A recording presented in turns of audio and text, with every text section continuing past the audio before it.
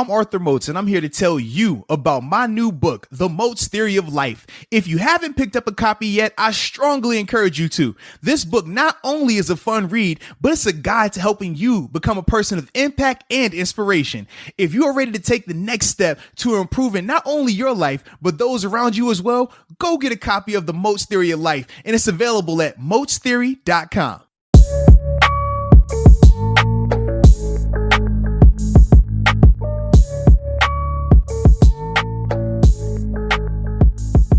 What's up? It's the Arthur Moats Experience with Deke. I'm Arthur Moats, and that's my main man, Deke. What's up, man? I'm not happy. You're not happy? No, because usually like my what's up, bro, or what's up, man, it's like I'm smiling, I'm cheesing. This is true. So I gotta depress that a little bit because I'm not happy. And trust me, I'm not happy as well, but we're going to get to that because the thing that we can all be happy about is DraftKings Sportsbook. Another episode brought to us by DraftKings Sportsbook, America's top-rated sportsbook and app. Not only are they safe, but they are secure, and most importantly, Deke, they are reliable because we love reliability, right? We want to be able to trust you and just know if you're where you're supposed to be, everything is going to work out. And DraftKings, they do just that when it comes to their sports booking. Now, for all the first-time users out there, if you use a promo code that is what? Moats? Yes, that's a happy promo code, right? That should bring a smile to your face. If you use the promo code Moats, you will receive up to $1,000 in deposit bonus money. So to me, I mean, that sounds like a good thing. That sounds like if you're a little down in the dumps today and you need something to, get your little pick-me-up after the loss this weekend, go to DraftKings Sportsbook, use the promo code, and get an opportunity to make some happy money, baby. Yeah, there's always next week. It's a silver lining, right? So there's a silver lining in there. Yeah. But yeah, man. Let's hop into this thing, man. Obviously, had the Sunday night game last night, Steelers, Bills. Bills won it. Was it 26-15? It was a very interesting game, though. I thought it was a tale of two halves, honestly, man. I thought the first half, even though offensively it wasn't the fastest of starts, we still were able to put up some points in the first half. Obviously, the nice touchdown pass to James Washington on a beautiful throw. And the defense was playing really well. In fact, I think like they were overachieving going into this game compared to the people that were out. You talk about no Joe Hayden because of the concussion protocol. You talk about no Robert Spillane, they had recently put on the IR. You talk about no Bud Dupree for the second consecutive game. I mean, the list could go on and on. And don't forget no Vince Williams either because he was a late addition to the COVID list. So when you talk about a linebacker court that was going to have Avery Williamson in there making his first start as a Steeler and then wearing the green dot, and then Marcus Allen playing predominantly inside linebacker, a spot that he has not played. I mean, obviously he's been working at it on the depth chart, but he hasn't had a lot of in-game experience in terms of playing three down. Nah, he's number 27. You know what the reason for that number is. You're either a safety or cornerback. Absolutely, man. So when you think of that, man, the amount of the way they were able to stymie that Bills offense, I thought early on they were getting really good, consistent pressure, both in the inside and off the edge, and that bothered Josh early on. And then obviously you saw the interception by Mike Hilton. I thought defensively, man, they were playing out of their mind early on. Then obviously in the second half, I do think that the dam started to break a little bit in terms of the injuries and in terms of them just having a couple of bad matchups outside on the perimeter. And then from there we saw, how that thing really escalated. And the difference was we both said with our score predictions, we thought the Bills would be able to score. We thought they would have some success. That's why both of our scores had them in the 20 range. Yep. The problem was we didn't anticipate our offense stymieing like that in the second half. We thought that they would be able to keep up with them. And if you make it into a close game with 7 at quarterback, well, now, that's what you want going into that fourth, going into the last one or two drives. Hey, just give us a chance with 7 there. We're good to go. But it never got to that. And that was the part that was the most surprising to me because I just didn't anticipate first of all, I didn't anticipate the drops continuing, nor did I anticipate us just not being able to move the ball in any way, shape, or form. We even tried to revert back to the passing attack, the short intermediate. That really wasn't there. We tried to, and I will say this, I do commend the offense for at least putting forth a little bit more effort into the running game. I saw some of your motions out there. Yeah, and it was funny. They ran it. They did the motion off it. We had a little run. I'm like, all right, maybe we're going to see this a little bit more. And I really don't remember a lot more motion runs after that, but I do. At least, like I said, for me, I was at least happy to see them trying to run it. Even though it wasn't working at times, they still were trying to stay on balance, man. Whoa.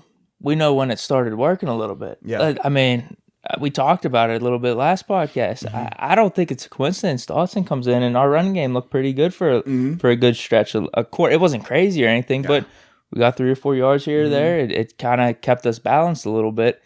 It was a weird game, dude. I felt like we had the dub in the first half for sure. Like with how the defense was playing, and then we get that touchdown from Ben to James Washington. They kick a field goal. Defense still looking pretty good. I mean, it was that pick six that killed us. That killed us, man. I mean, I'm just being real. Like it hurt the momentum and everything. And then, I mean, it was like it's what 9-7 going into the second half, but and the then thing was that pick six. I feel like it cost us twice because not only did it cost us on that drive, but then we were super conservative when we got the ball back. We had, I think, 2 timeouts with, I forgot how much time. It was anywhere between 30, 40 seconds when we got it back. Yeah. And we just sat on it. And I feel like that was more so because of the pick six that just happened. It was as if like, hey, let's not play that game. Let's. And to me, I was like, dang, I never thought, I mean, this is the living in your fears again, right? We talked about last week not kicking the field goal because you didn't feel confident in Matt Wright kicking a 45-yard field goal. Now this week, you got 2 timeouts with, I think, like I said, 40 seconds right before the half with Ben Roethlisberger. Like, that doesn't say, hey, sit on the ball and just get out the half. No, if I tell you I got Big Ben 40-something seconds, 2 timeouts, man, we're going to get after it a little bit. And it was just frustrating to see them not even explore that idea or that opportunity right there. Yeah, because with how the defense was playing, to only give up 3 points in that first half. They were playing out of their mind. And then just, all of a sudden, the Bills are up. Yeah. It was a snap of a finger. The Bills were up. But then it's weird because then the Bills, they started dominating in the third quarter. Yeah.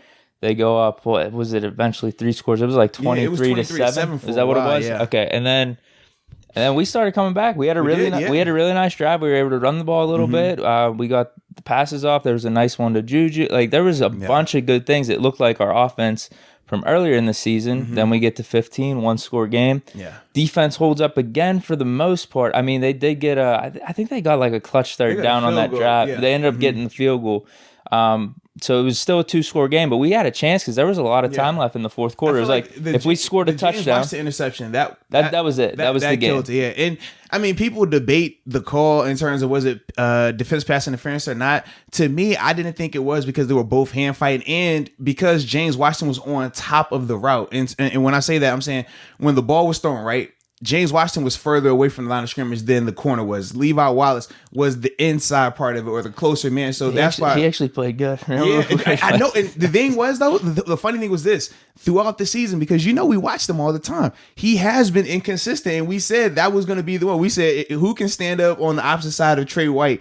And he stood up in a big-time way. Not only him, but Taron Johnson is another guy who had been in and out in terms of struggling throughout the season. Sometimes look good, sometimes struggle. But even he had a big game while he was in there before he went down.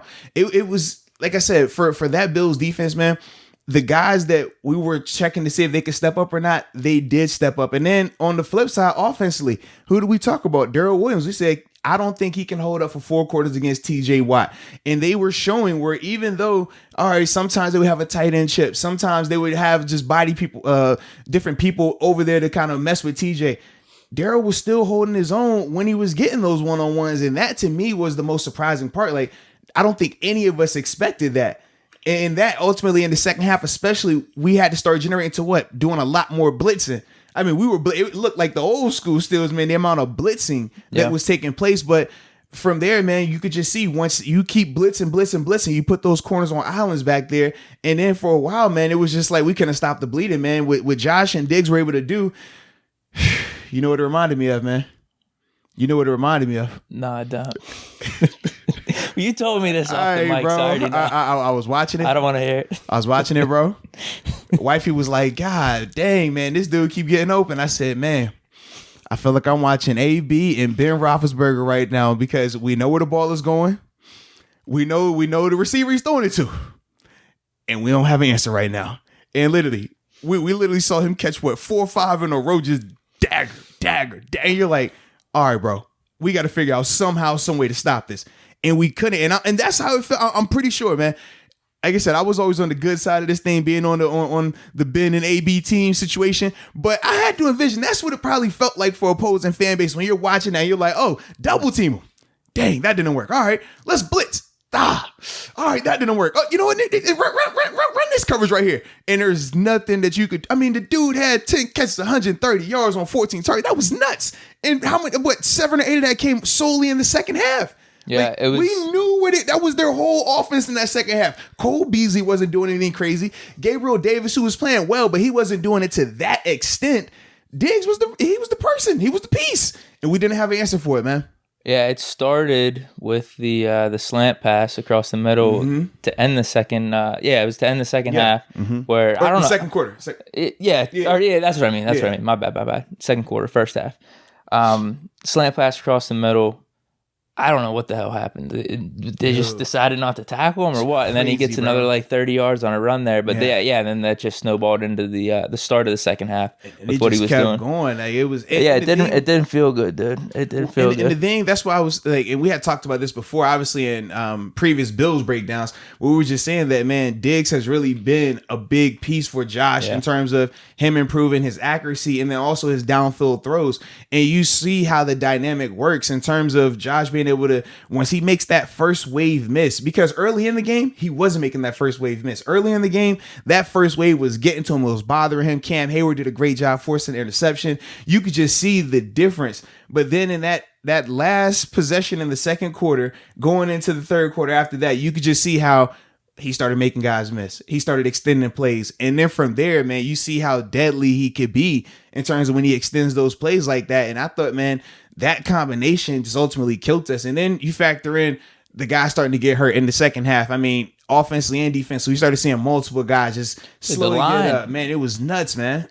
Well, yeah, and I want to actually talk about the line. It goes back to what you were saying about expectations. And we have some questions, too, we're going to get to as well. Oh, yeah, you want me to just skip this then? No, you go to it first. I just wanted to say briefly about, we're talking about expectations of each team of what's the weak spots or what could potentially be getting exposed. Dude, let's be real. They got a lot of pressure on us too. I thought this was the first week that we really have seen that as well. I mean, Ben took a I don't know if you want to say a big sack or a big hit, but it was like they got pressure on him quick, and they had two guys on him. He borderline fumbled that, and then but I just felt like that was happening throughout the whole game. And I've talked about this in the past, or I've even asked you, what do you think of the short passing and the quick passing? Is it more out of necessity because we don't think the line's going to be holding up? We didn't really think that in the past, but I felt like in this game we did have to get the ball out quick because of how quick they were getting to the line. And it was a combination of a couple of things. And like I said, we'll get to this, and then from there we'll hop into these questions. But the reason why we had to do this because obviously a lot of the questions are solely based on the offense, and we're going to deep dive into that. But with that, man, in terms of the O-line, this is the when you talk about a defense that is built for that type of attacking or that type of situation, you have to be able to rush, but you also have to have corners that can stand up, corners that can play a little bit tight, man, guys that you're not afraid to mix it up with. And we saw the Bills do that. And even a couple of times they got picked on some of these underneath routes. That's how Juju was open to score his touchdown, and a couple of the other plays that they had success on from an underneath passing standpoint. But as a whole, the Bills did a really good job of matching up with our receivers. And then from there, when you have guys that are tight in coverage like that, playing more man to stop some of that crossing stuff, and versus a decent, I mean, their front is good. It's not like how ours is. And I think that's the thing, because when we talk about our defense, and we said this before, we said when our defense is healthy, not only do they play at a high level, but they have elite level talent across the board, right? When you talk about the first round draft picks, just on the defense and how well they play, that's what makes them just out of this mind or out of this world. But Buffalo, they have really good players, but they're not going to have necessarily the same name recognition. So when you see them, initially, you're not going to think, oh man, well, they got guys that can really get after the passer. But the way they go about doing it, they generate good pressure both inside and outside. Ed Oliver is a guy who can generate pressure on the inside. We talked about Jerry Hughes and some of the guys they have on the outside, and we saw the combination of all of those guys being able to get the job done. And it wasn't even a ton of blitzing either. And that's been their recipe, though, in terms of just them being able to do that with their front. And that, to me, was the biggest reason why we struggle. I mean, it looked very similar to Washington, right? What did Washington do? Washington and blitzes. They got pressure with their front guys, and their corners played. They would let us catch underneath and tackle the catch really good. So you got two ways to do it, right? You could play zone, let them throw it underneath. You tackle the catch, what Washington did, or you could do a little bit more of the press man stuff, what Buffalo did. But either way, they're challenging you to beat them deep. And that's been the biggest struggle these past two games in terms of we couldn't get the field flipping penalty, and we couldn't get the connection on a deep pass.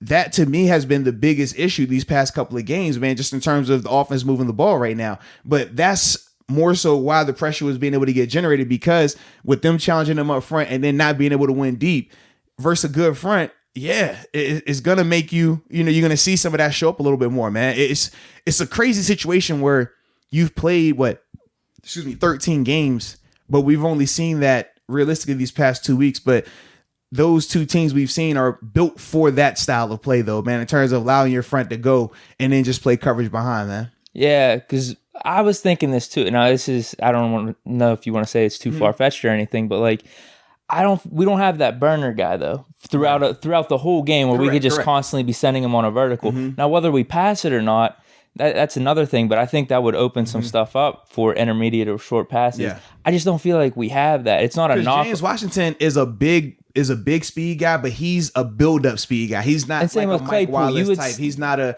John Brown type. Guys that you put him out there, he could take the top off of defense right now without it building up to it. Just as soon as the ball snaps, you got to be worried. You're right. We don't have that because Claypool is very similar to James Washington in terms of they're build-up to speed guys. Once they get going, they could fly. But they're not. And we're not even playing Claypool. Yeah, which is, and we're gonna get to that too, man. That's one of the questions. But you can see the difference. Like if we had Wallace, is what I'm thinking. Or if like you see with Kansas City, them having Tyreek Hill, like I feel like that makes a big difference. I mean, you would think like Diontae Johnson is built like that. You would think he's that type of guy, but we don't use him like that. I think that'd be a waste. Yeah, we use him short to intermediate because he's very elusive, and when he does catch the ball, he does play really well. But as we see now for another game, I mean, the drops showed up again. I mean, he got him benched in the first half, which I was a little surprised. I didn't know if Coach T was really going to do it. I know he had flirted with it, but it was good to see him actually stand by. And it did help him. I mean, you saw him in the second half. He played a lot better. Definitely. So you ready to get into these questions, man? Definitely. All right. So let's dive into this thing. The first question is from Justin M. Why are we underutilizing Claypool? He's caught every ball we've thrown his way uncontested, yet we continue to throw to people who drop it. Man, so why do I think that the shows are underutilizing Chase Claypool? Honestly, Justin, I do not know. At first I thought, all right, maybe he was hitting a rookie wall, right? Because that does happen around this stage of the season. But to me, that necessarily hasn't been it. It looks just like he's had less opportunities. I don't know if it's something associated with practice. I don't know what the scenario is in this, but it's different though. It's not as if he's in trouble either, because we've seen when, like I said yesterday in the game with Diontae, when he got in trouble for the drops, it was clear he was benched. It was no debate. Like you could see he wasn't out there. Claypool, they're still utilizing him, but they'll put him in there to run block. They'll put him in there as the decoy guy. It's weird. Because like you said, he's super talented, and you would think like, man, if we're struggling right now, let's at least get some jump ball opportunities, some back shoulder opportunities just to see if he could provide a spark. But we're not really seeing Ben go to him right now, man. Yeah, I'm confused as well because, I mean, the first half of the season, he was electric in the conversation for Rookie of the Year. And I mentioned about having the deep threat, the vertical threat. Mm-hmm. And if you're going to pick someone on the team, he would be the guy. Obviously, you wouldn't consider him a burner or anything like that where you're always sending him on verticals. But it's just confusing to me because I do think he is. I mean, you could debate him or Diontae in terms of like talented receivers. Very true, like, man. Those are the top two, and just not having him out there, it feels like we're shooting ourselves in the foot a little bit. We haven't even seen drop issues either. So no, he is probably the most. I mean, him or Juju. I say Juju. I'm still going Juju. Most consistent for catching.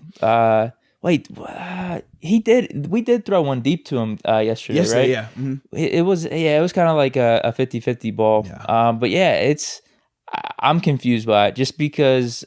Well, it's weird. Just because maybe is James Washington having some of these opportunities. It seems like he's getting more and more of the snaps. But I will say this though, taken away from Claypool. No. James Washington's expanded role yesterday was in relation to Diontae Johnson getting in trouble. Once Diontae had those drops, we saw very clearly James Washington on the field and was not coming back off. Whereas beforehand, you would still see Claypool out there prior to James Washington being out there. That's to me how I took it. Now, from there, James Washington, as we spoke on multiple times now, when he gets these opportunities, he's producing once again. He produces a touchdown. He produces some splash, some spark. I mean, that's what he's been doing. But even with that yesterday, not once he scored that pass, that touchdown, we still didn't feel like, all right, now Ben's trying to target him and let's see if they could build a rapport. It's weird. As good as he still is the afterthought at receiver right now. And that was very prevalent yesterday. Well, and I thought it was prevalent too in the intercepted pass, Washington versus Levi Wallace, because you could see Ben. He's looking to the guys on the left initially, the reason the ball was underthrown is like he's like, oh shit! At the last second, just trying he's to wide open. It's on his back foot and everything, and he tries to chuck it up. But so it's weird, dude. Like I want to see Claypool get more time. I don't understand it either. Yeah, I mean Claypool getting more time and them actually designing stuff for Washington, not. Hey, I want to look over here at option 1, 2, and 3. Oh, okay. Oh, he's open. Just throw it up there. To me, I feel like that's doing James a disservice because, like you said, if Ben sees that early, if he's an earlier option, that should be a touchdown or at least a big play. He had the guy beat. He had him beat. That's the thing. It wasn't like it was a true 50-50 ball. It was an underthrown ball, but he had him beat. If he doesn't have him beat, he's going to draw the PI, you know? Like that's the type of scenario we were in right there. So that was very frustrating, man. But it's going to be interesting to see just how they respond to it, man, because now you're at that phase when you drop 2 in a row. Now you're going to start moving stuff. Now you're going to start saying, okay, we have to figure this out. We have to get this addressed. Diontae, you still have some drop issues. Okay, we're going to look into the lab a little bit more with this right here. So it's going to be interesting, like I said, to see how that receiving room plays out, the division of labor going into this next game, man. But that was a good question by Justin. Yeah, for sure. All right, this next one is from Josh Copa. Do you think benching Diontae Johnson for the time helped him get his mind back? In it? Josh, actually, I do think it did, man. You saw the drops he had early on. You could see where he was definitely inside his own mind. I mean, he was in his own head. You see him just looking at himself. It reminded me of Little Giants. My man, come on, baby. I wash you. I treat you nice. Put lotion on you. Why are you doing this to me, man? That's what I felt when I looked at Deontay's face. And he went on that sideline, put the hoodie on. I'm like, I've done that walk before. That walk to go get the hoodie. It's like the walk of shame. You're like, dang, bro. Did I really mess up again? I know we just talked about this. There's no way I just did that again, right? Just give me the hoodie. Don't look at me. Just give me the hoodie. Take these gloves. Like, it's a bad feeling, but we've all been there. Trust me, we've all been there. I do think, though, the benching helped him. Number one, because he's a young player. Sometimes you need that. When you're a young guy that's had a lot of success, which he's had, I mean, all pro as a rookie. He was having a lot of success this year as well. One of Ben's favorite targets. Sometimes mentally you can get into that phase of, man, even if I'm messing up, I'm still nice. Even if I'm messing up, I still already accomplished this. I'm good.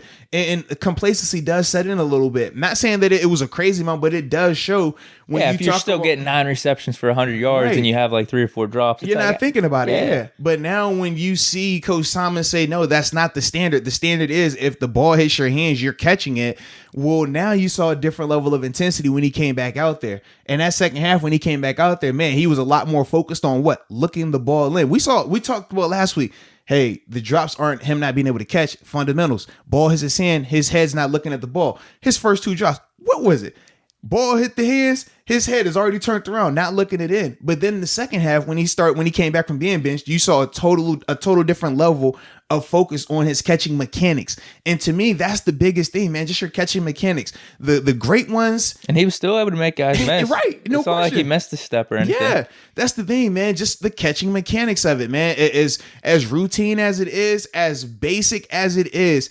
We tell people all the time, man, the great players, they do the basic stuff phenomenally. You don't just get to one-handed catches, man. You have to go through just your basic catching principles and be great at that stuff to even get you to the one-handed catches, man. So it was at least good to see Diontae respond, because some people, man, they don't respond well to getting benched. Some people, they'll go into the tank and then they'll shut it down for the day. But it was good to at least see him respond. And it was good to see Coach Tomlin come back to him as well, and to see Ben go back to him as well, man. So I do think going forward that's going to be a positive for them.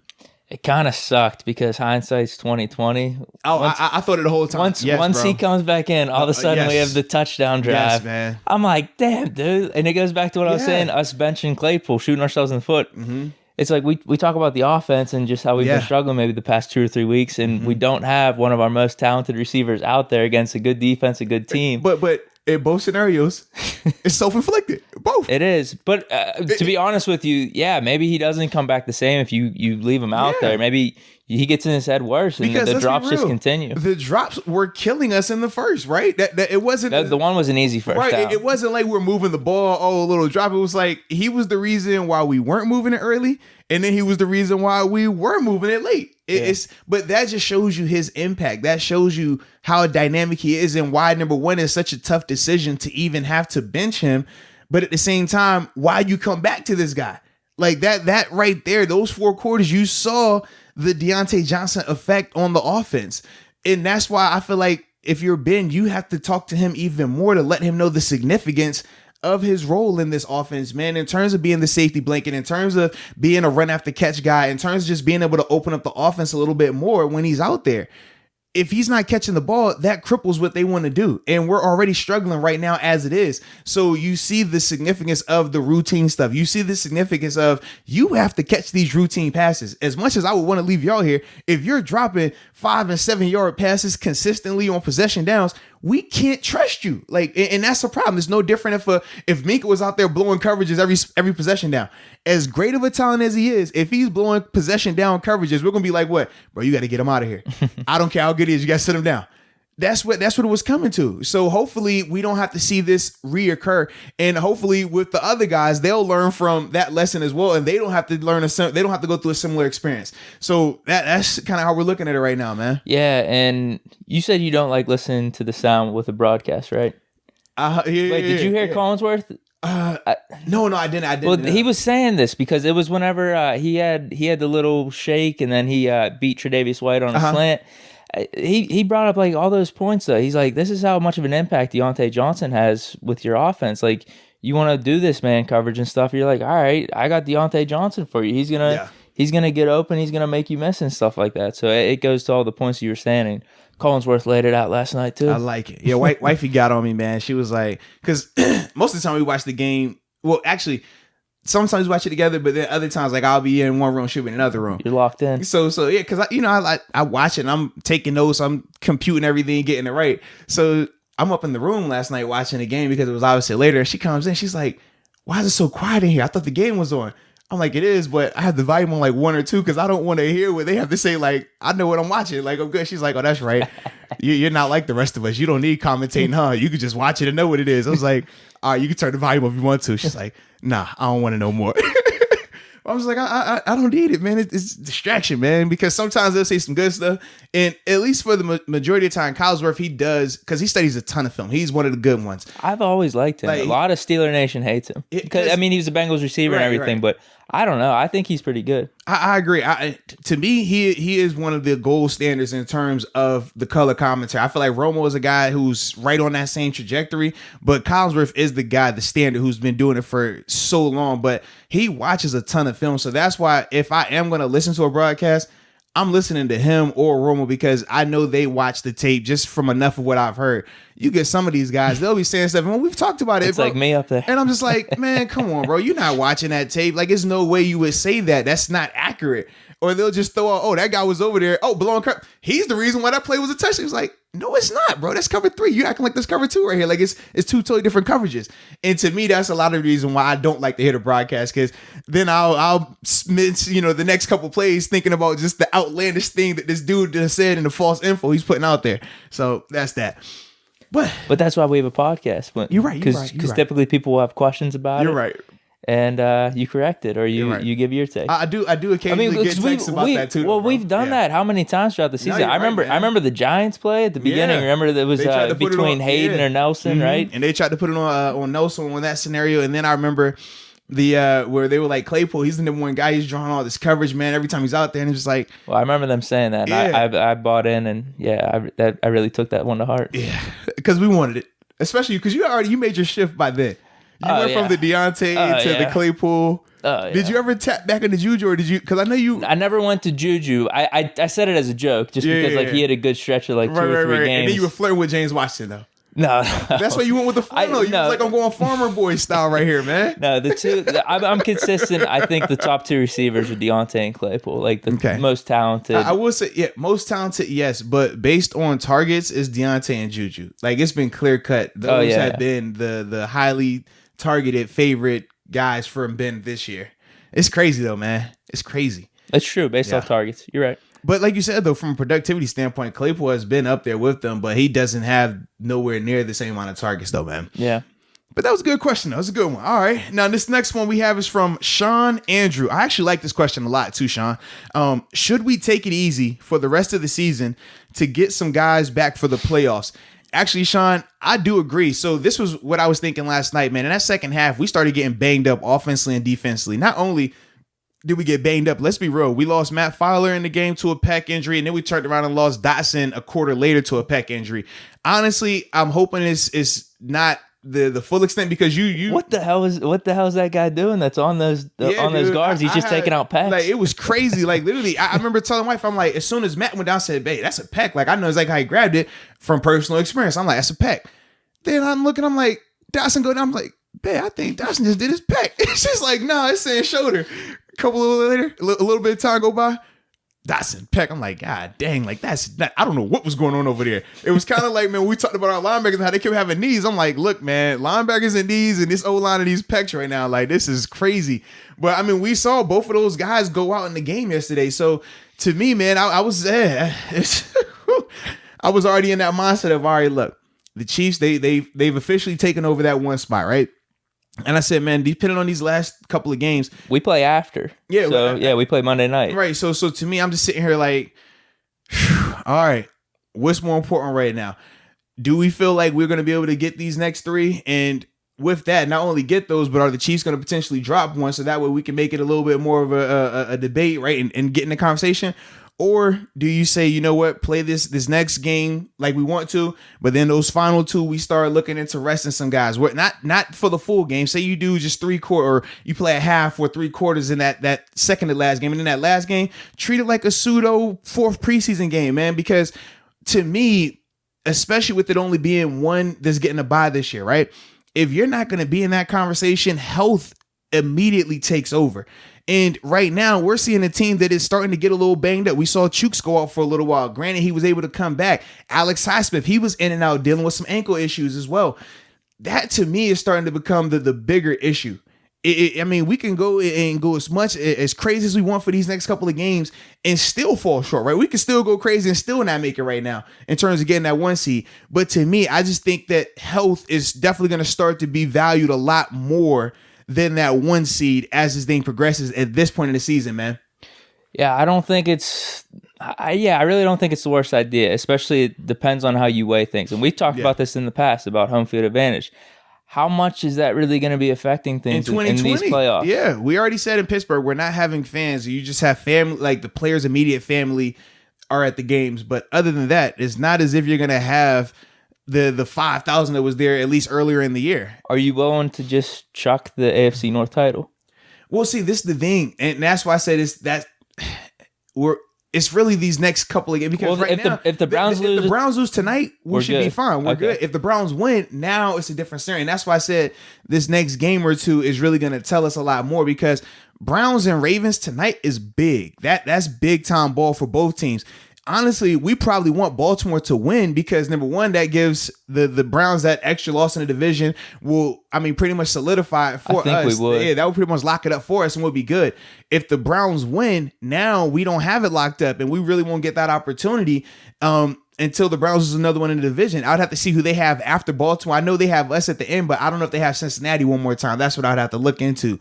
But that, to me, if the division is available, of course you want to win the division.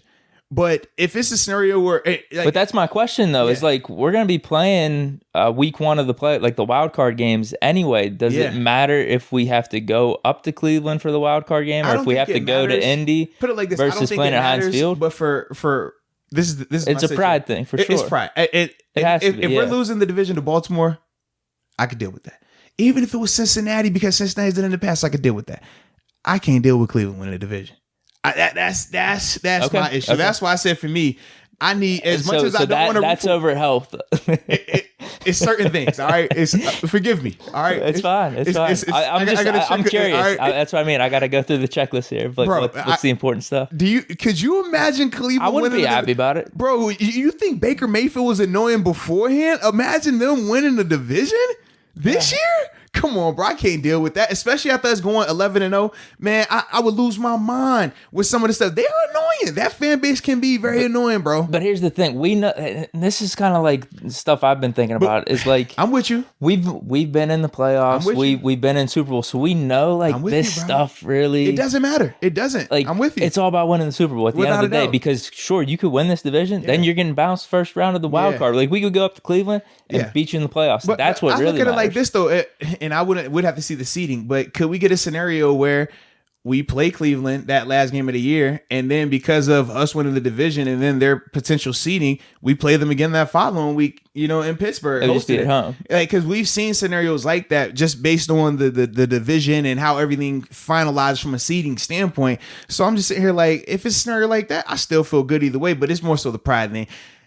Hindsight 2020, of course, health over the division, but I just want the division, and I don't want Cleveland to win the division. That's my problem. I don't want if it's Baltimore. Okay, cool, because Baltimore is there. We respect them, right? We view them as up there with us. We don't view Cleveland in that same vein, and that's why I'm just like, I just the thought of the Browns finally went. Like, no, I don't want that. Yeah, because my point is, think Cincy. I think they won the division when we went up there in 2015. The year when no. They won it in 15. And they won it the year when Debo was there. Was that 11 or 2? No, it would have been 13. That 1 year that Debo spent in Cincinnati. They won it that year as well. But the 15 I'm talking about is they won the division. We go up there and we beat them in the playoffs. What's more important, the win that we won in the playoffs? But I will say this though. Remember when we played them twice, it wasn't the last game or second to last game. It was still a little bit earlier in the month as well, though. I can't remember when we played them or not. And we beat them the second time. Yeah, we beat them the second and third time. We lost them the first time. To be honest with you, my point is like I actually don't really remember when we played those games or anything. What I do remember is us going up there and beating them in the wild card. Like that's more important to me. Yeah, winning the playoffs and trying to win that Super Bowl.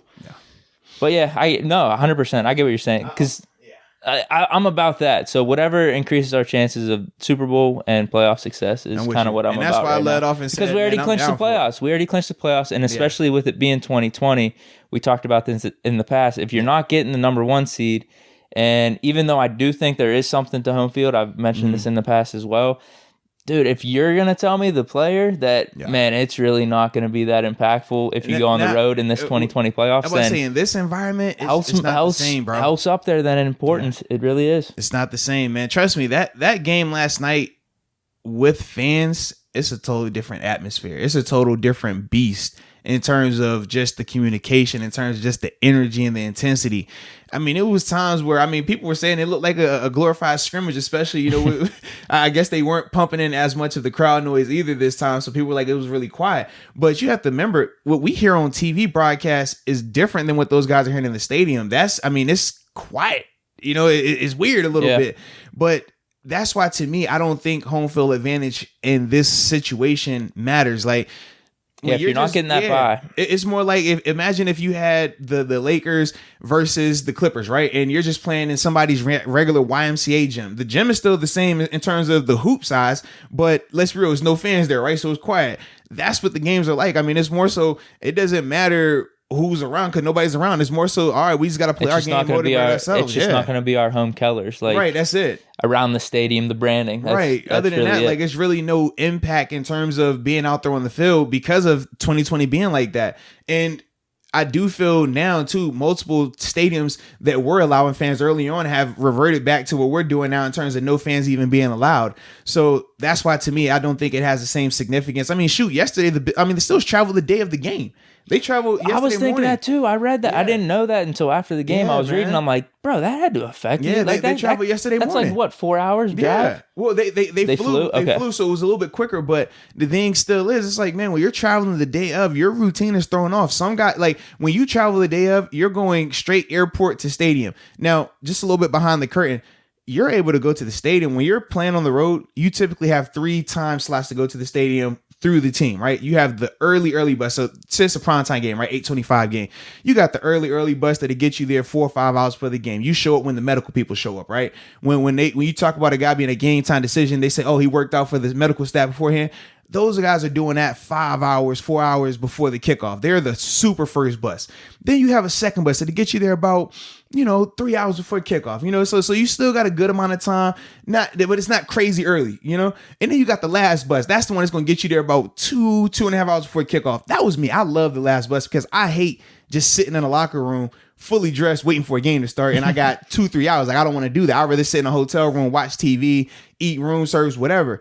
So when you talk about traveling the day of, you lose that luxury. So if you're a guy that wants to get there early, you're getting there at this time. If you're a guy that wants to get there late, you don't have that option. You're getting there at this time. You want a guy that want to get in the middle, you don't have the option. You're showing up at this time. So you can just see how the routine was altered, by them doing that. Now, we're not saying that's an excuse, but does it play a role? Without a doubt, it does play a role. I mean, you plus that with, like we've said in the past, the 3 games in 12 days. And I even looked this up. Like, that's not actually that much of an uncommon thing. Correct. Like, if you have 2 Sunday games and a Thursday game, like, that's right. That is what it is. But facing the Bills, we talked about Washington. They're a little bit of a better team than we thought. Not having a bye since like week 3 or week 4, whatever that was. I mean, that stuff's gonna add up. But that goes hand in hand. Why I'm still positive about the Steelers going forward. It's just it's a bad stretch. A lot of teams go through it. Super Bowl teams go through it. Like, without a doubt, dude. I did the research. I could list off all like the Super Bowl teams in the past 10 years. I mean, they 12-4, 11-5. That always stands up to me is the year where we beat the Patriots. This would have been 2018. Yeah, they lost 2 games. It's like they lost 2 of their last 4 to weeks. Miami, and they were like, oh, they never lose back to back. Oh, is the Patriots regime over? And they go and run the table. So that's why it's like we've been in this situation and we've seen other people in this situation. That's why I'm never a guy that's like, man, it's time to just, burn it all up, man. It's a disaster. That's not the case right here, man. It's a lot of positivity still going on, but it's more so our we have to, play, it's on us detailing. It's on us combing through it. And that's why I say, man, you can't seek the comfort. And that's what Coach Tom always talks about. We don't seek comfort, we seek solutions. So you identify what the issues are, as uncomfortable as it may be, and then from there you address it, you find the solution, and you implement it. So it's gonna be interesting though, man. It's definitely gonna be interesting, bro. Yeah, we got 3 weeks. This is happening in the regular season. So this is the luxury for us. This is the good time to have this breaking point. And we have 3 weeks here. And luckily, this Monday night one, it's against the Bengals without Joe Burrow. This is a get back. This is a get right. Yeah, absolutely, man. Let's be real about that. Absolutely. With an extra day or 2 of West being on the Monday night game. Yeah, absolutely. It's huge, man. All right, so now this next one is from Amzy. Shout out to Amzy. Is Big Ben limiting our offensive production the same way Wentz has limited the Eagles' production? All right, now wait a minute. This is blasphemous. All right, Amzy. I love the question. But we're not going to put Big Ben in this year in the same category as Wentz this year. Wentz is on a whole nother we're not putting Wentz and Ben in the same conversation this year. Wentz has been struggling throughout, man. The ball security issues, the hero ball, that's a totally different situation. Whereas Ben has been efficient. Ben has been playing well. This was probably his worst game. We would say his worst game of the year. Yeah, definitely. But even with that, some of the drops early on plagued it. And then obviously the Bills, they are a really good team defensively. We talked about that. I do think that surprised these still skill position guys a little bit, man. I think that they were a little bit surprised at how well they played against them, especially in some of the man-to-man stuff. But in no way do I think Ben is limiting this offense. If anything, Ben has been one of the reasons why we're still able to have some type of life. I mean, you talk about not being able to consistently run the ball or effectively run the ball. And we saw the difference, right? The Bills yesterday, they didn't kill it on the ground. I think they had over 100. I think it was 107 total combined between Moss and Singletary. But we saw the difference was what they effectively ran. And it goes back with the Chiefs. Like they don't run it too much, but they can run. They run. They get 4 or 5 yards a carry between those two backs. When they needed short yardage, they ran it. They even had the quarterback sneak. And then from there, you saw the screen game. Like they utilized those guys effectively. That's to me has been the biggest missing piece for our offense and why we've been so limited. We're still very one-dimensional. And at least in the past, the one-dimensional was, okay, we got the short to intermediate passing game. Now that teams have identified that, it's time for another. All right, what can we change to? But I don't feel like that's on Ben. His throwing has been there. Now downfield, that's the biggest knock right now, and I mean that's the stat that they've been talking about, been harping on a lot this year in terms of just the downfield completion percentages. But outside of that, he still has been playing really well and has been one of the biggest reasons why the offense has been able to be in these games. You take him out of there, man. You don't get that James Washington touchdown, and you're definitely not getting the Juju touchdown in the second half, man. Hell no. Dude, yeah, Carson Wentz. Wentz is playing. Wentz was playing really, really bad this year. I don't think people fully understand how bad. It's a reason why, like, you don't just go to Jalen Hurts, and trust me, Jalen played well, but you don't just make that move if Wentz isn't playing just horrendous, because that's a guy, like I said, the face of the franchise, the top pick, the guy you just gave a ton of money to 16 months ago. You don't make that move without it being just unfathomable. Like, we can't deal with this anymore. And that's what that scenario was. This is been nowhere near that, baby. Nowhere near that. Rest easy. Well, even aside from like the Wentz comparisons, there's already people, and this is what pisses me off, dude, that are talking about like, Ben's done, Ben's washed, Ben should retire, Ben's holding back the offense. Like, these people need to shut up. They need to go home. They need to stop it, because dude, literally in the first half, that James Washington pass, that touchdown, it's like, bro, he's not at all. Like, you could tell the arm strength is it, dude. Man, like I said, there's still certain things, like, to this day when I'm watching Ben, I'm just like, bro, I still don't know how he makes that play. Like, when that's the thing, like, as much as people wanted to talk about his arm, that isn't the issue in terms of the strength. The accuracy on the downfield ball, the touch on the deep ball. That's what's been missing, and that's what's been missing the whole season. But everything else he's been amazing with in terms of short to intermediate, inside, outside throws. Like, those haven't been issues at all. It's just the touch on the deep pass, and that's something that we talked about with Josh Allen earlier on in his career. He's improved in it, but multiple people have struggled with that. And for Ben, you have to think, this has been year one after the surgery. No OTAs I wonder to if fully it's like get it going. The second year of coming back from that, where you get the touch completely back. Well, and I think, and as much as we still continue to overlook it, no offseason, that does have an impact. No offseason, no OTAs, that does affect rookies. No offseason, no OTAs, it affects a lot of stuff. And even though we're in December and people want to overlook it and act as if it didn't exist, it still has an impact. It still has ramifications, because your development is a little bit slower right now than where it would typically be in a normal offseason, in a normal year of December football. I got a few more things. Uh-oh. Go ahead, man. Well, I was just, dude, literally just last week, the last 2 weeks, actually, you talk about the drops. If those drops aren't happening, he's throwing for like 80% completion, over 300 yards, a few touchdowns. You could see the pass that he made. It was similar to the Washington one. It was a little closer in the red zone. The one to Ebron, though, against Washington, like, drilled it in there. I think he dropped it, but it was like that tight window type of throw. Yeah. And, like, you just can't tell me based off this game, one, where I still saw some good throws, it was just a bad game, that he's completely washed. One, I know I'm biased and everything towards Ben, but objective onlookers, Vegas, sports media in general, they've had him in the top 3, 4, 5 for the MVP discussion for a decent portion of the season. Like I said, that's not even us. That's Vegas. That's odds. No, so you just can't tell me after this game where, okay, maybe he makes a bad throw to Washington on his back foot because he made a bad read, that he's like, it's just ridiculous to me. Like, this is the stuff I've talked about in the preseason, or just the offseason in general, where I know fans, they turn really quick, and it pisses me off. This is true. And I will add this. I do think last night it was highlighted because, number one, a lot of people still didn't respect Buffalo. So even though Buffalo was 9-3 coming into the game, there were a lot of people that didn't really believe they were a good team like that. Still a lot of people very skeptical of Josh Allen. And I think seeing Ben have, and it wasn't a terrible game by Ben by no stretch of the imagination. I thought it was just a okay game with two bad turnovers. Yeah. You had the pick six and then the jump ball pick that was underthrown. If you don't have those two, I don't think people are viewing Ben's game the same way. But you factor those two throws in, the Steelers losing, back-to-back games, and then Josh playing really well in that second half, and now people are trying to, whoa, man, you know what? Josh and the Bills, maybe they're taking over. You know what, Ben, maybe you're not that good. And then from there, it just kind of snowballs. But I don't think that the Bills' performance and Josh Allen looking as good as he did takes away from what Ben has been doing this season. I don't think it takes away from Ben's performance yesterday. I just think those two throws that we highlighted, the pick six, which was the backbreaker, and then the jump ball pick in the fourth, like, those to me just, it makes people want to spotlight it and make it as if this is the reason why. But to me, I just look at those as two bad plays, but the rest of it, I'm not chalking that up to Ben.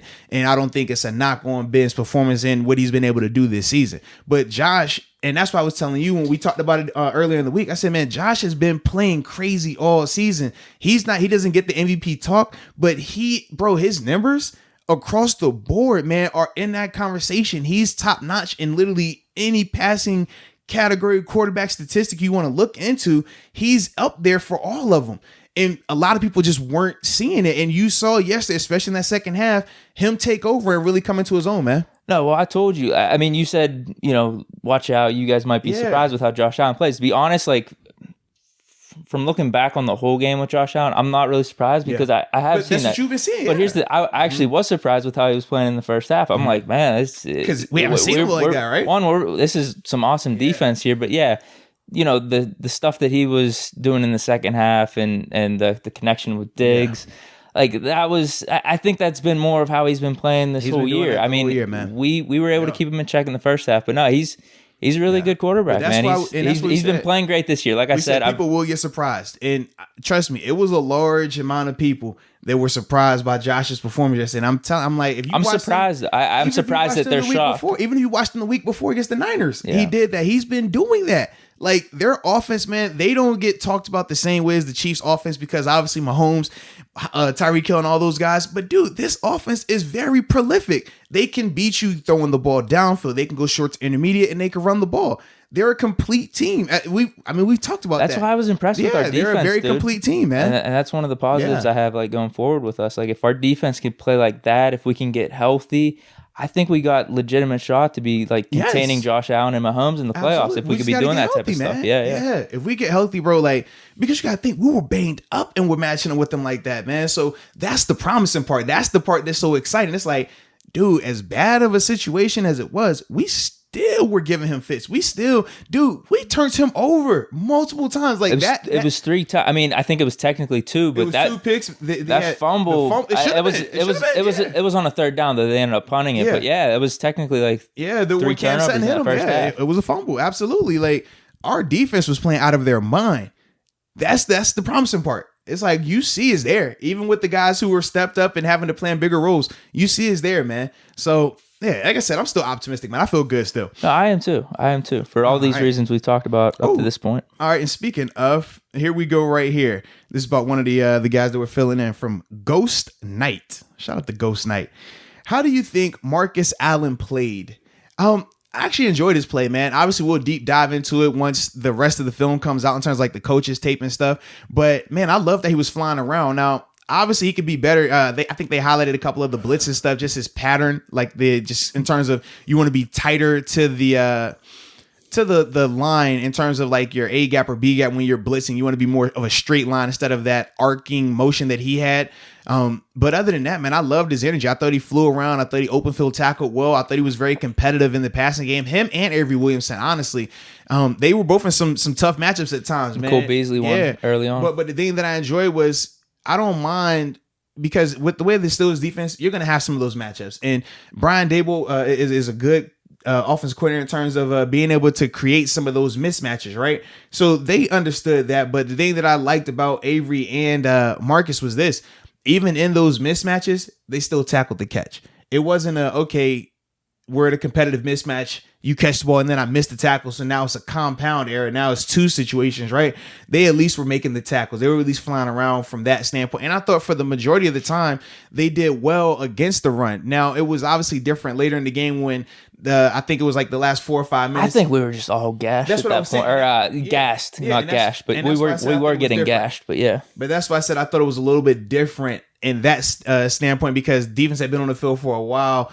They were tired. And then from there, it's different playing the run for Marcus Allen and Avery, especially when it's traditional, just, hey, we're getting the full offense, right? You might get one run, but it's going to be more so of a scheme, keep you honest type run or a counter, nothing crazy.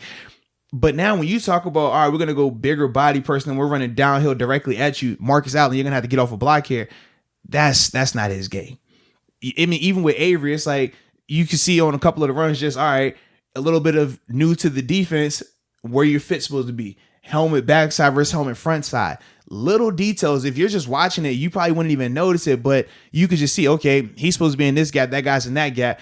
And you could just see him kind of, when you don't know 100% which gap to be in, you'll see a guy, all right, helmet on one side, helmet to the other side, and they're kind of going back and forth with it, right? And it was a couple of those, especially during that time frame where that was happening. It was just like, man, when you're at that stage and you're still just, like I said, this your first start for the team right now, man, that does pop up a little bit. So that was another reason why I thought, man, they were able to get some of those runs later on, just the little fits. And we said that could potentially be a case when we found out Vince Williams wasn't going to be out there. We said, man, hey, that could present some challenge because it's a difference, man, when you're out there for, all the plays now and having to really play the run from that standpoint. It's different when it's situational. Okay, this is what we're doing. One gap, one this, one that.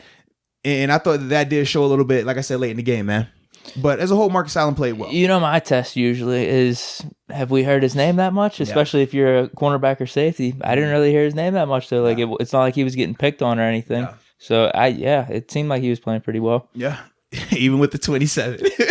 Yeah, I like it. All right, and now, this is gonna be a question that you probably like right here. Okay, this is from Soulcraft. Will Deke shave his mustache now? Here's the thing. One, I kind of like the mustache. And two, the initial reason for the mustache was I'm only shaving it once we get this loss off our record. Right. Or like we get the win and we got to expunge this loss, man. Exactly. We haven't avenged it just yet. That's perfect phrasing there. So we got another loss. So it's a twofold thing. I kind of like the stash. I was going to say I'm biased. It feels Pittsburgh. I like the stash, bro. It feels Pittsburgh, but yeah. I'll have a decision to make once we beat the Bengals here this week. This is very true, but I'm biased. I love the stash. I might keep it for the rest of the season. That's a dope look for you, bro. It's a super dope look. I hope you keep it. It feels Pittsburgh. That's kind of my thing with it. Yeah. And you look really sophisticated, man. You just look clean. I feel like you can set up my cable. Like, you just look good, man. Yeah. Well, and here's the thing, too. I grew out the beard for 3 months. So to get a mustache like this again, it's going to have to take some time. You're right. And I don't want to just completely throw this by the wayside here. So, football season ends, then maybe I'll do that, get the spring vibe going, the clean shave, and then whenever we gear back up for 2021 football season, maybe we'll get the beard back, maybe we'll do some more things with the facial hair. We'll see, though. All right, I like it. That's kind of how I'm leaning, though. That's kind of how I'm leaning right now. I did it as a joke, but I'm actually starting to like it a little bit. It's weird. It's growing on me. It definitely has, man. All right, now we got two more. All right, now this one is from Bobby McBlain. Yeah, Bobby McBlain. Should the Steelers consider reaching out to Marshawn Lynch to fix these short yardage issues? Come on. What you mean, come on? Now, first off, he's already said that he's in shape and he's ready to go. He wants the Super Bowl. He only wants to go to a contender, which I'm not against that. I totally understand that. But for short yardage situation, think about this. Now, every time these past 2 years, we've seen him come out of retirement. The one thing that is always there, his short yardage situation, is money. We know what he is. He's beast mode for a reason. You asked about Earl Thomas a week ago. He's a lot cheaper. Earl Thomas is closer than good ball than Marshawn Lynch. No. I'm saying as it pertains to short yardage. They're not saying just as the running to fix the running game. They said the short yardage element of it because we still struggling short yardage wise. We still struggling. So they're simply saying Marshawn for the short yardage stuff. Now, I know you, like I said, you said Earl Thomas. I'm like, Earl Thomas more of a locker room, like, wild card. You don't know which Earl you're getting. Now, are we getting, like, Wild Then Earl with his brother? Are we getting, like, just, like, regular Earl, like, Seattle? Are we getting, like, Earl at the end of Seattle where he's flicking off everybody? You just don't know. That's a lot. Are you getting Earl that's going to be wild on practice? You don't know. That's a lot. Marshawn, from personal experience, a former teammate of mine. Yeah, up in Buffalo. I've never had an issue with Marshawn. Not even when the Bills media was getting on him because he had some off-field stuff going on. He still never was an issue in the locker room. Not once. Had close friends in Seattle. Played with them multiple years out there. Never was an issue in Seattle. He had every opportunity to go scorched earth. Absolutely, with the whole run in the Super Bowl that he didn't get. Between how he would get fined for not speaking, and then he was like, okay, well, I'm just going to come up here and just give one-word answers. Marshawn, great. I mean, he's a character now. He's funny. Like, super fun to be around. But you don't have to worry about him messing up the chemistry. You don't have to worry about him destroying anything. You know what I mean? Like he. Yeah, I'm not worried about that either. I'm just short yardage. Don't know if is he going to be that much of an upgrade where he is at this point in his career. In short yardage, have you seen one guy take down I think we need Dotson is what we need. That's what I'm thinking. And that's fair, but he's hurt right now, and we don't know how long. So like you're saying we combine Dotson with Lynch. All I'm saying is something this. Special. All I'm saying is this. I'm not getting on the Dotson train right now because I need to know what type of Peck it is. Because Pecks, like I said, I know Pecks. Pecks aren't friends. Pecks are not nice. Pecks have put down a ton of us. All right, and typically Pecks are year, and that's my thing. So that's why I need to know with Matt. And I'm going Dotson. I'm going off the assumption he's still healthy. Yeah, that's my problem. I'm like when he went out and didn't come back, and they said Peck, I'm like.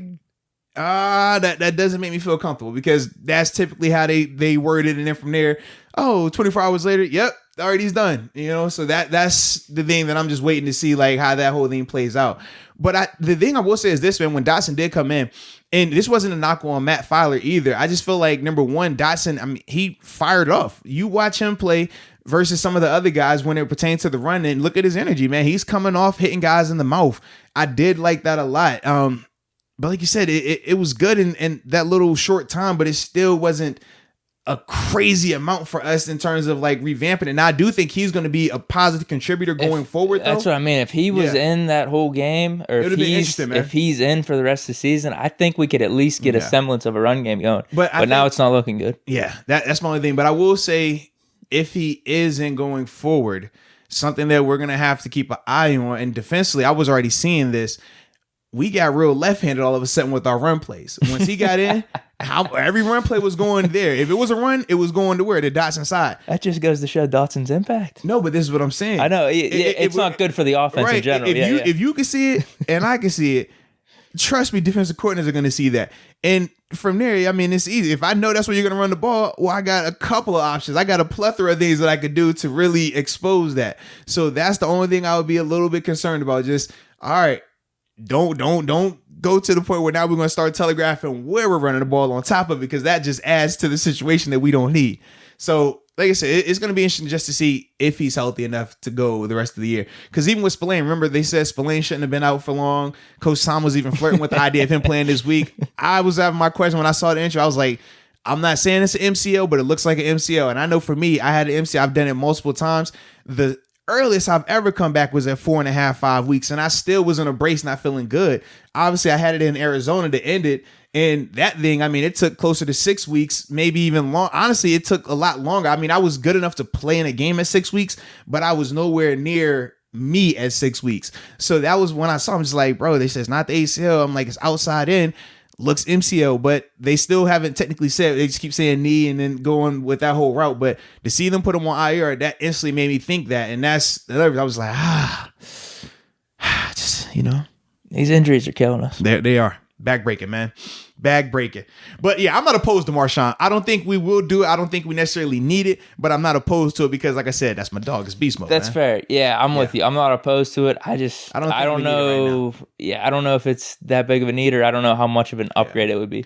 It'd get people hyped though. It goes back to what we were talking about Harrison. I know Steeler Nation would probably be loving that. Yeah, they would, man. They definitely would. Because I guess this is what you got to ask yourself too.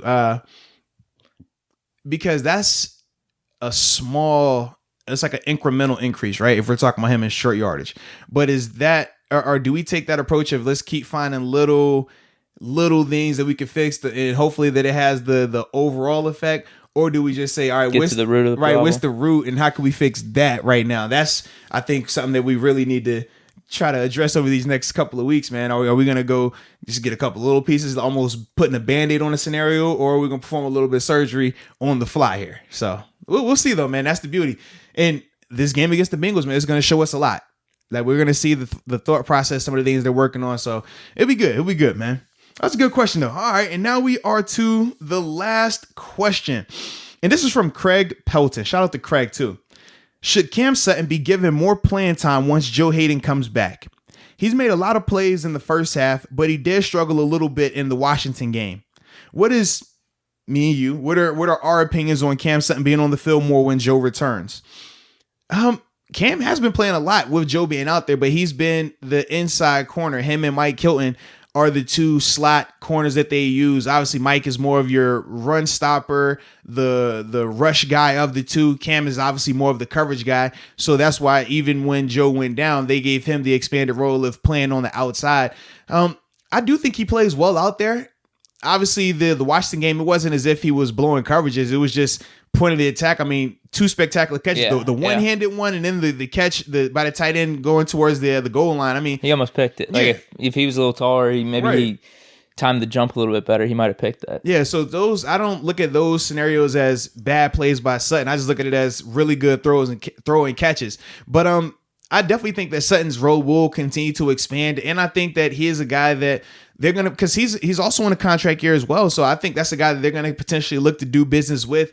The problem is just the money situation, because Mike Hilton is another guy. Him and Mike Hilton both will be free agents. Mike Hilton's been lights out, right? Man. And you have to ask yourself, well, which one do you prioritize? Because you obviously know TJ is getting the big, record breaking deal that's happening this offseason. So you have to ask yourself, all right, can we afford both? Are both willing to take a little bit less, or are we gonna have to, play, all right, you're my favorite today. Oh, all right, you don't want to stay here? Okay, well, you're my favorite today. You just never really know with that scenario, man. So it's gonna be interesting to see how it plays out. But Cam, man, he's developed really well, and I'm loving his role, because he's a guy that was a part of that same class with James, Conner, and Juju. He doesn't get talked about a lot, nowhere near as much, but he's been playing well. And I'm always biased toward Cam Sutton too, because everybody talks about me calling James Conner's draft pick, but my first pick that I've ever called was actually Cam Sutton, man. Really? Yeah, man. Wait, hold on. Excuse me, not my first. He was my second one, because obviously I called James first. Okay. But yeah, I called him out because he was the second pick that we had in that round, man. Okay. Yeah, man. So, yeah, you get way more publicity for the Conner one, obviously. Of course. But I'm Yeah. like, dang, dude. Like, that's my other. I'm always like, yo, like, we connected, baby. Underrated pick call there. Yeah, dude. Yeah, man. It's playing well, man.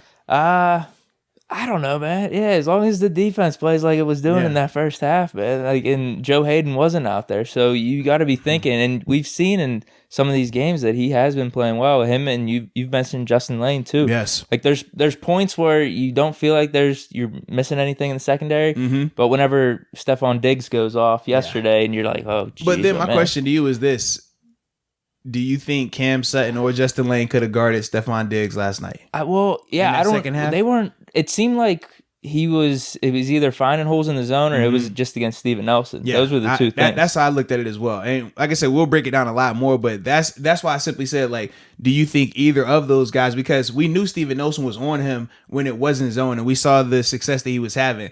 Now, I don't care about the zone success, because that's just, it's holes in every defense when you play zone. But the man-to-man stuff, in terms of when it was Nelson, do you think that if you were to go Cam Sutton or Justin Lane, I don't think either one of those guys would have been Joe Hayden. Yeah. I think that was the matchup to me that was always going to be the scariest. It was like, I don't care if you're talking Joe, Steve, like any of these dudes, like Diggs has been on a tear all season. It's a reason why he's, I think he's leading the league in reception yards. He was leading the league in receptions. And then I know going into the game, he was like top 3 in receiving yards. He's been like that all year, regardless of who was guarding him. He ate up Pat P for a little while in Arizona as well. Like, the dude can ball. Like, he's who he is for a reason. He got the trade compensation that he received for a reason. So to me, I thought that was always going to be an issue. And that's why I'm just like, I don't think any of those guys are going to be able to stop him like that, honestly, man. Yeah, that's fair. So, but I do think Cam Sutton should. Good, man. Yeah, I do think he should get more opportunities, even when Joe comes back. But I don't necessarily know what that looks like. Yeah, because if you already got Steven Nelson, you're Joe not Hayden, taking Hilton. either one of those guys off, and you're not taking Hilton off. So he's gonna. He's still playing. Like I said, he plays a ton of ball because we play a ton of sub package ball, but. Yeah, maybe this will go hand in hand with what we were talking about earlier about just getting healthy. So maybe he will have a little bit more opportunity these next 2 or 3 games. Well, and right now Joe's still in concussion protocol, so we'll see. If he's able to come back. Maybe they give him an extra week or something like that because of how Sutton's been playing. Absolutely, man. So it'll be interesting though, man. But either way, man, I'm still optimistic. I feel good. I am too, dude. This isn't the end of the world. I mean, our Super Bowl teams, basically every Super Bowl team. What are you, 13-3, 12-4, 11-5 sometimes?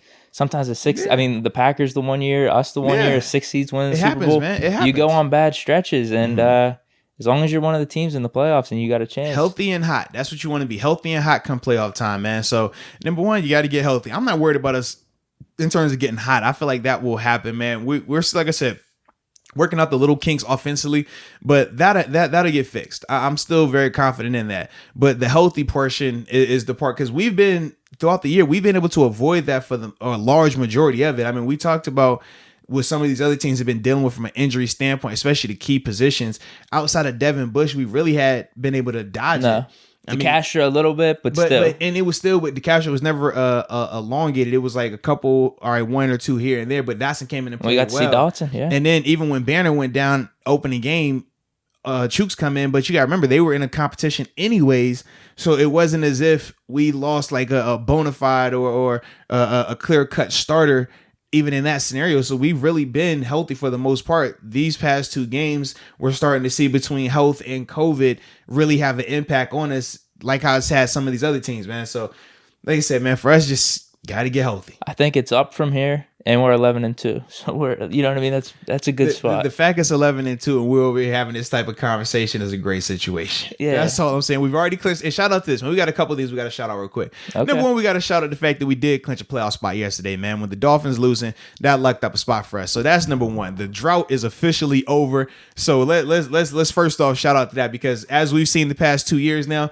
we should not be taking these for granted, because it's difficult to win. It's difficult to get this accomplishment. So the fact that we got that, that's big time. Number two, man, I got to shout out Vance McDonald, man. He was named the Steelers Walter Payton Man of the Year nominee, man. You know, that's an award that I always like a lot, man. It's for your work off the field, man, in terms of in the community, the nonprofit things that he does, man. Some of the impact that he's having in the Pittsburgh area.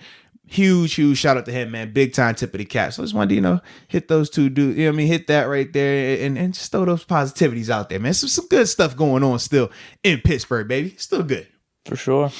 And to anyone that's jumping off and lamenting about shit and saying, oh my, like I can't watch another game, just wake me up with the playoffs. Go home. You're not a true fan. Like, I'm sick of this shit, man. I don't want to hear it. I really don't. Because it's just not what it's about. It's not what it's about being a Steeler fan, being all like that, and I'm giving up on this team. This team sucks. Give me a break. Go home. 11-2. We're about to make the playoffs. Don't not be about talking. To make the playoffs. We've made the playoffs. Not about to make it. We made it. Right. Yeah, we made it. Right. Yeah. So I'm just sick of that stuff, dude. I really am, because I don't want to say a historian, but I'm looking back. Like I said, I look back at all the teams in the NFL. I know the NFL. I know how things work, the ebbs and the flows. Like this is so far from over. I'm with you, bro. It's not even close. It's not even close. It just pisses me off, dude. I'm with you.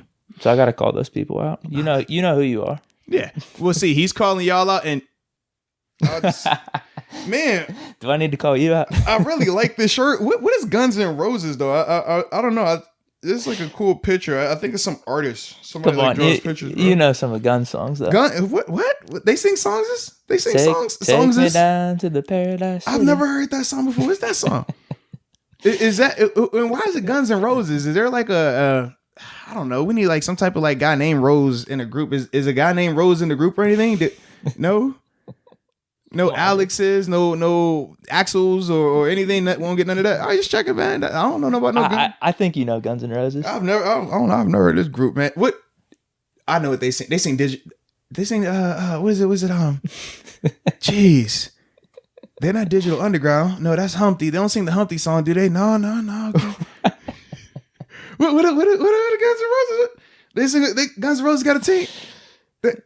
I've never heard this band before, man. I just like the shirt, bro. I know you know Guns N' Roses. It's actually that call out. Whenever I made that call out about band shirts, that I don't think that was directed towards you. No, because, it wasn't. Because I know you like a wide range of music. I know you like a bunch of music. Absolutely. So this is for people that wear Guns N' Roses, but they have no clue. Like it's happened before. I'm at a grad party. I'm out and about, and someone's rocking one of these T-shirts. I'm like, oh, you listen to Nirvana? You rock with them? You listen to Pink Floyd? You listen to them? Who? What? Yeah, like what's your favorite song or something? And they don't say anything. Who? That's when it's like, come on, bro. Dude. This is disrespectful to these bands. Very much. Because it would improve your life if you just listen in a little bit. It would. And trust me, like these that's are classics. The thing too. Like it doesn't even matter like your age. Oh, you're coming around. You're coming around a little bit. I'm just. I was backing up the part about listening to it and enjoying it can change your life. Like I'm with you on that because they do make good music and the lyricism. That's the part that I feel like is missing a lot in today's music. And we're not about to go and have a music conversation, but the lyrics, man. I'm a big fan of just hearing what they're talking about. And sometimes, man, yeah, it lets you know what their mind state was. We've all been in their similar mind states, not to the full extent, I'm sure, but we've all been a little bit, what's the best way to put this thing? We had some added, accessories to make our thought process a little bit more unique. That's the sacrifices they had to make for humankind. Hey man, you gotta open it up sometimes, man. Sometimes you gotta do a little whatever. See, but that's the thing. It's probably negatively affecting them long term, to be consuming that type of stuff on a consistent basis. But like I said, they made the sacrifice for us, man. It's for humankind, man. It's for humankind. Thank you for the great music and all that type of stuff. Absolutely. So not only thank you for the great music, thank you for the great shirts and merchandise as well. And with that being said, man, I guess we got to thank the people too, man. Yeah. Thank the subscribers, man. Thanks for everybody that's been tuning in. We're going to get the shit right, baby. We're going to get the shit right. But either way, man, I appreciate y'all for rocking with us, man. And until next time, peace.